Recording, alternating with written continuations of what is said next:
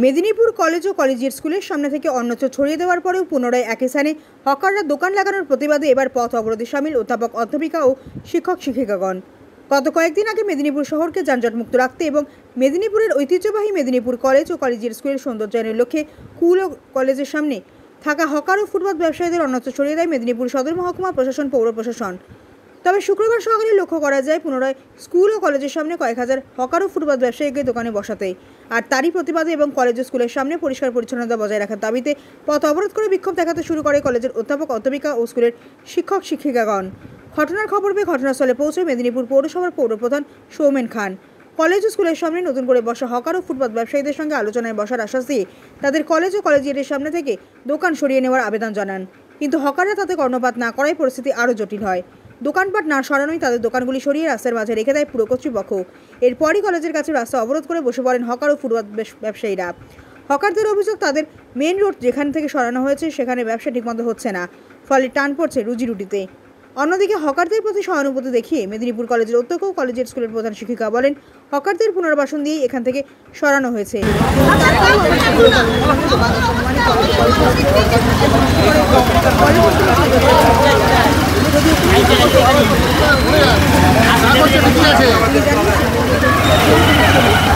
আলোচনা করে সিদ্ধান্ত হবে। এখন যেখানে যে অবস্থায় ছিল তাদেরকে সেই জায়গায় ফিরিয়ে দিতে বললেন। সেগুলো তাদেরকে আবার সেই জায়গায় নিয়ে যেতে আমাদেরকে নির্দেশ দিয়েছেন। আমরা সেই কাজটাই করছি। তারপরে এসডিও ম্যাডাম আলোচনা করে সবাইকে সিদ্ধান্ত জানাবেন।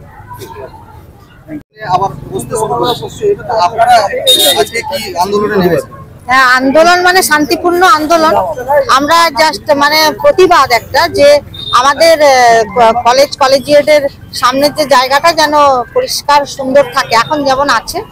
আর উল্টো এদিকে আমরা এটাও চাই যে দোকানদার যারা তুলে দেওয়া হয়েছে তাদের যেন শান্তিপূর্ণভাবে একটা পুনর্বাসন দেওয়া হয়, যাতে তাদের স্বার্থটাও রক্ষিত হয় এবং আমাদের স্বার্থটাও রক্ষিত হয়। আমরা সেটাই চাইছি এবং এর জন্য আবার একটা বসতে হবে। একবার তো এটা খুব ভালো কাজ হয়েছে, মিউনিসিপ্যালিটি এবং প্রশাসন মিলে দুজনে মিলে ওদেরকে তুলে আমাদের এখানে ডিআই অফিসের সামনে ওনাদেরকে পুনর্বাসন দিয়েছেন, কিন্তু হয়তো ওনাদের কিছু স্বার্থ বিঘ্নিত হচ্ছে, যার জন্য ওনারা আবার এখানে আসছেন আমাদের স্কুলের সামনে।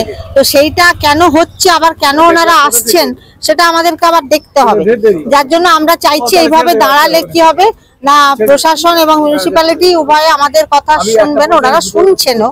তবুও আমরা চাইছি মানে একটা সারা জায়গাতে যাতে সবারই এটা একটা বিধান হয়, প্রতিবিধান হয় শান্তিপূর্ণভাবে, সেটাই আমরা চাইছি। কি নাম আপনার? হিমানি পড়িয়া, headmistress, Midnapore collegiate school boys.